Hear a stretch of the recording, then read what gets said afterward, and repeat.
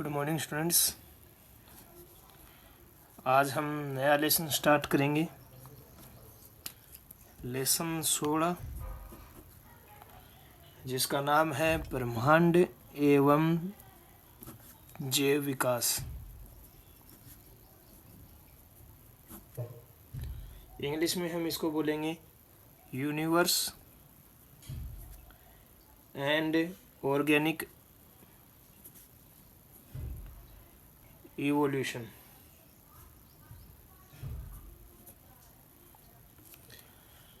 इस चैप्टर में हम ब्रह्मांड की उत्पत्ति के बारे में और जैव विकास का अध्ययन करेंगे। सबसे पहले हम इसमें बात करते हैं ब्रह्मांड की उत्पत्ति के बारे में। ब्रह्मांड की उत्पत्ति किस प्रकार से हुई है, तो हमने पिछले लेसन में पढ़ा था कि ब्रह्मांड जैसा अब है वैसा पहले सदा से ही नहीं रहा है। यानी प्राचीन मान्यता के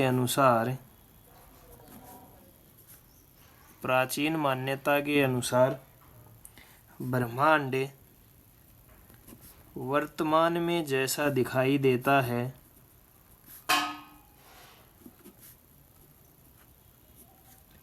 यह सदा से वैसा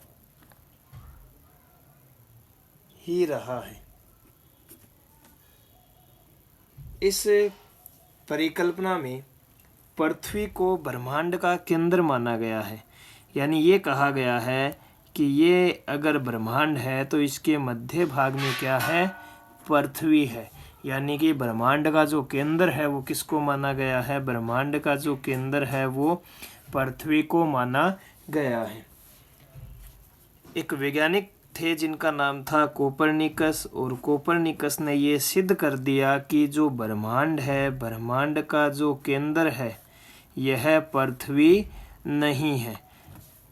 कोपरनिकस ने यह सिद्ध किया कि पृथ्वी ब्रह्मांड का केंद्र नहीं है।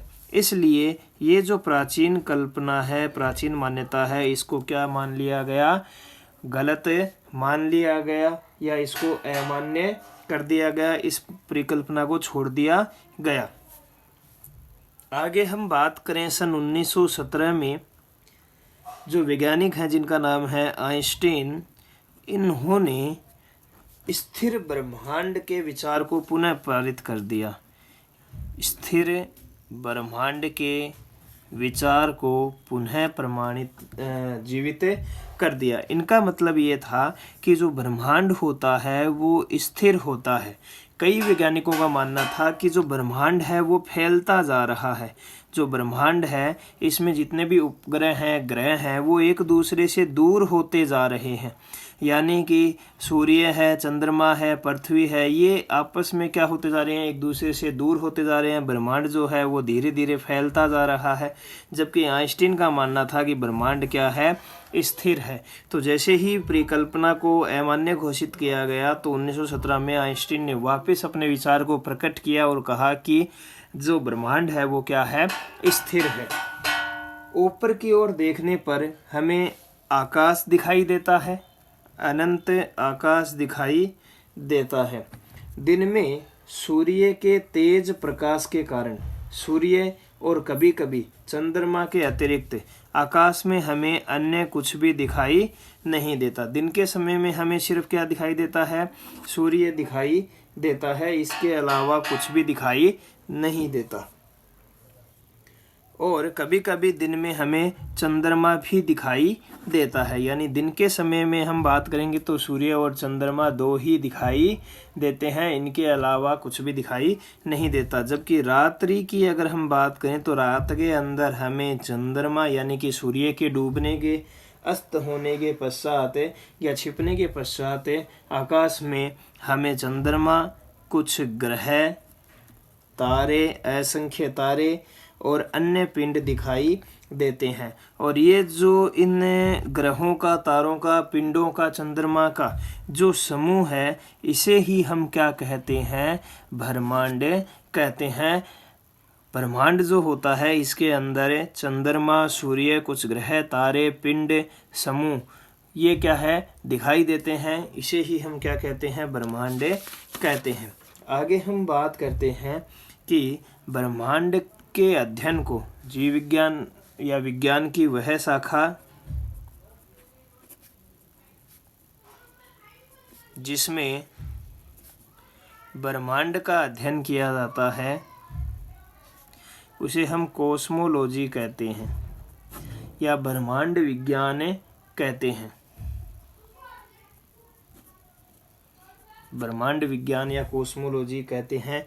इंपॉर्टेंट क्वेश्चन है, परीक्षा की दृष्टि से ध्यान रखना है।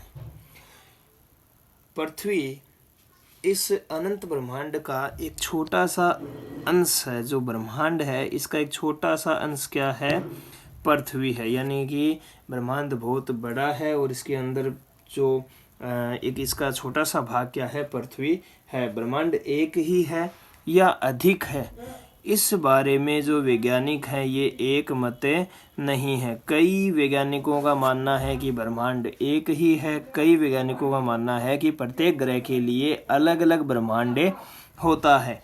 जैसे पृथ्वी का ब्रह्मांड अलग है पृथ्वी के लिए, उसी प्रकार अन्य ग्रहों के लिए भी अलग अलग ब्रह्मांड उन्हीं के रूप में होते हैं। यानी कि वैज्ञानिक सभी जो हैं वो एक मत नहीं है। कुछ वैज्ञानिकों का मानना है ब्रह्मांड एक ही है, कुछ वैज्ञानिकों का मानना है ब्रह्मांड एक से ज़्यादा है।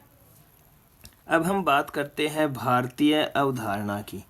भारत जो है वो क्या मानता है, ब्रह्मांड की उत्पत्ति के बारे में क्या विचार रखता है। तो भारतीय संस्कृति में ब्रह्मांड की उत्पत्ति के विषय में वैदिक काल से ही विचार होता रहा है। यानी वैदिक काल से ही ये जानने का प्रयास किया जा रहा है कि ब्रह्मांड की उत्पत्ति कैसे हुई है। आजकल ब्रह्मांड की उत्पत्ति के प्रश्न पर विचार वैज्ञानिक करते हैं और वैदिक काल में ये कार्य जो है ये ऋषि किया करते थे। यानी कि ऋषि जो है वो ब्रह्मांड का उत्पत्ति के बारे में विचार किया करते थे। ऋग्वेद में, हमारा जो ऋग्वेद है, इस ऋग्वेद में एक नासिदीय सूक्त है और इस नासिदीय सूक्त में ब्रह्मांड की उत्पत्ति के विषय में चर्चा की गई है। ब्रह्मांड की उत्पत्ति के विषय में विस्तार से चर्चा की गई है।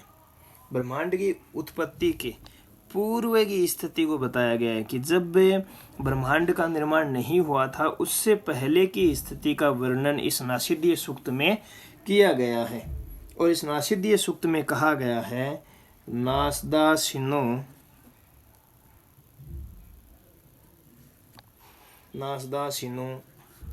सदासितदानी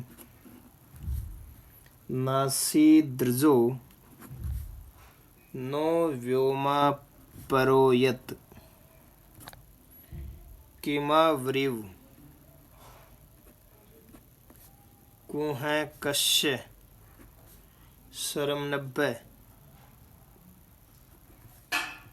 किमासिद गहन गंभीरम। यह जो स्लोगन है, यह स्लोगन ऋग्वेद में नासिदीय सूक्त में 10:129 नंबर पर लिखा गया है। इस सूक्त में 10 मंत्र है जिनके अंदर यह पहला मंत्र है। 10 मंत्रों में पहला मंत्र है नासदासिनो सदासितदानी नासीदृजो नो व्योमा प्रोयत किम वरीवह कुहम कश्य सरमनब्बे किमासिद गहन गंभीरम। इसका मतलब ये है, इसका अर्थ किताब में नहीं दे रखा है, सुनिएगा। इसका अर्थ ये है कि इस जगत की उत्पत्ति से पहले, इस जगत की उत्पत्ति से पहले ना ही किसी का अस्तित्व था। यानी कि किसी का भी अस्तित्व नहीं था ब्रह्मांड की उत्पत्ति से पहले। ना ही किसी का अस्तित्व था और ना ही अनस्तित्व था, और ना ही अनस्तित्व था। मतलब इस जगत की जो शुरुआत हुई है वो शून्य से हुई है, 0 से स्टार्ट हुआ है जो जगत है वो। और तब न तो हवा थी, तब न हवा थी और न ही आसमान था। और न उसके परे भी कुछ था, और ना ही उसके परे कुछ था। चारों ओर समुद्र की भांति गंभीर और गहन, बस क्या था, अंधकार ही था। ये इस नासिद्य सूक्त का मतलब होता है कि ब्रह्मांड की उत्पत्ति से पहले या जगत की उत्पत्ति से पहले कुछ भी नहीं था। किसी भी वस्तु व्यक्ति का अस्तित्व बिल्कुल भी नहीं था। उस समय जो ब्रह्मांड की उत्पत्ति हुई है वो जीरो से हुई है। इसमें न तो हवा थी न ही आसमान था, और हर जगह चारों ओर समुद्र की भांति क्या था, गहन अंधकार था। आगे हम अगर बात करें तो पंडित जवाहरलाल नेहरू ने भी एक पुस्तक डिस्कवरी ऑफ इंडिया, पुस्तक का नाम पूछा जा सकता है, ध्यान रखना। डिस्कवरी ऑफ इंडिया में ऋग्वेद के इन्हीं सूक्तों का उल्लेख किया है। और इसी प्रकार एक जर्मन विद्वान जिसका नाम था मैक्स मूलर ने इस सूक्त को उत्पत्ति का गीत कहा है। भारत एक खोज धारावाहिक यानी एक नाटकीय प्रोग्राम आता था, भारत एक खोज। इस धारावाहिक में भी जो शीर्षक गीत के रूप में इसी सूक्त को गाया जाता था। इसका अनुवाद इस भारत एक खोज धारावाहिक में इस प्रकार से किया गया कि सृष्टि से पहले सत्य नहीं था। सत्य का मतलब किसी का अस्तित्व नहीं था, असत्य भी नहीं, यानी अनस्तित्व भी नहीं था, अंतरिक्ष भी नहीं, आकाश भी नहीं, यानी आकाश यानी आसमान भी नहीं। छिपा था क्या, कहाँ था, किसने ढका था, यानी आसमान भी नहीं था। अगम ऐतल जल भी कहाँ था, यानी उस समय जो जल है वो भी नहीं था। यानी कि कहने का मतलब ये है कि ब्रह्मांड की उत्पत्ति से पूर्व कुछ भी नहीं था। ब्रह्मांड की जो उत्पत्ति हुई है वो शून्य से हुई है। स्वामी विवेकानंद जी ने वैदिक ज्ञान को समझाते हुए कहा कि इन्होंने चेतना शक्ति के बारे में बताया।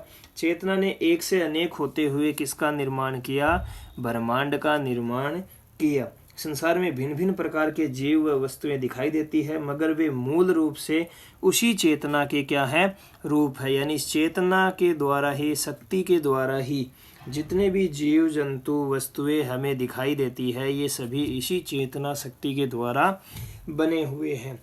इस विश्वास को हम अद्वैत कहते हैं। इस विश्वास को हम क्या कहते हैं, अद्वैत। यानी ये जो स्वामी विवेकानंद ने चेतना के बारे में विचार प्रकट किए कि चेतना जो है उसी से ब्रह्मांड की उत्पत्ति हुई है, उसी से जीव जंतुओं वस्तुओं का विकास हुआ है। इस विश्वास को, इस विचार को हम क्या कहते हैं, अद्वैतवाद कहते हैं या अद्वैत कहते हैं। स्वामी विवेकानंद ने कहा कि सृष्टि की उत्पत्ति कैसे हुई है, इस प्रश्न का उत्तर पहले कई बार दिया हुआ है और आगे भी कई बार दिया जाएगा, लेकिन हर बार हर प्रयास के साथ जो अद्वैतवाद है वो पुष्ट होता जाएगा। यानी कि जो इनका अद्वैतवाद का सिद्धांत है ये बिल्कुल सही है, और आगे जैसे जैसे इस उत्पत्ति के बारे में विचार होता रहेगा, उत्पत्ति के बारे में जवाब आता रहेगा कि किस प्रकार से उत्पत्ति हुई है, अद्वैतवाद पुष्ट होता जाएगा, मान्य होता जाएगा। ब्रह्मांड कुछ समय के लिए आवश्यक अव्यक्त, जो ब्रह्मांड होता है यह कुछ समय के लिए